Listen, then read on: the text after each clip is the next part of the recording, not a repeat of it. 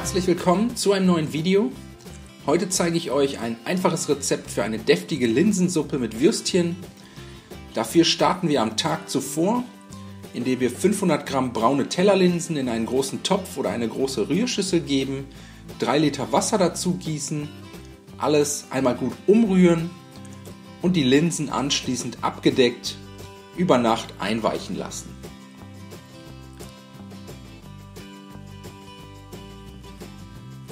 Am nächsten Tag 100 Gramm geräucherten Speck in Streifen oder kleine Würfel schneiden. Außerdem das Gemüse vorbereiten, das heißt 2 Zwiebeln abziehen und grob in Stücke schneiden. 500 Gramm Kartoffeln schälen und in kleine Würfel schneiden.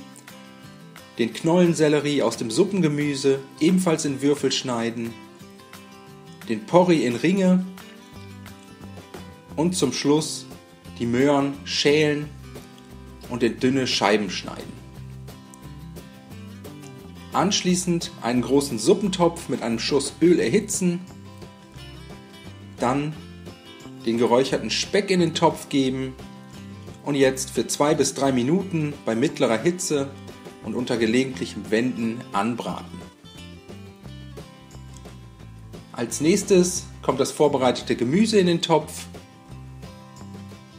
Ebenfalls 2 bis 3 Minuten mit anbraten, dabei gelegentlich umrühren. Und wenn das erledigt ist, können wir die eingeweichten Linsen samt Einweichwasser in den Topf gießen. Außerdem die 1 Esslöffel Thymian und Majoran sowie 2 bis 3 Lorbeerblätter dazugeben. Alles einmal gut umrühren, die Linsensuppe zum Kochen bringen und dann für ca. 45 bis 50 Minuten bei niedriger bis mittlerer Hitze leicht köcheln lassen. Die Suppe zwischendurch immer mal wieder umrühren und währenddessen haben wir Zeit, die übrigen Zutaten vorzubereiten, das heißt 4 Mettentchen sowie 4 Wiener Würstchen in Scheiben schneiden und außerdem eine Handvoll frische Petersilie fein hacken. Nach etwa 40 Minuten Garzeit dann die Würstchen in den Topf geben, alles einmal gut umrühren und für die letzten 10 Minuten mitköcheln lassen.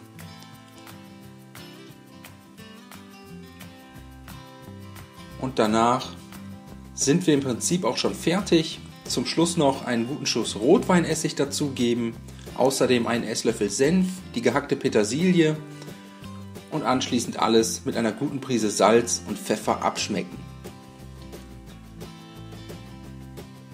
Danach können wir die Suppe servieren, dafür einfach 2 bis 3 Kellen Suppe in einen tiefen Teller oder eine Suppentasse geben, eventuell mit weiterer Petersilie garnieren und servieren. Ich hoffe, euch hat das Video gefallen.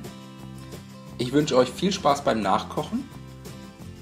Bis zum nächsten Mal.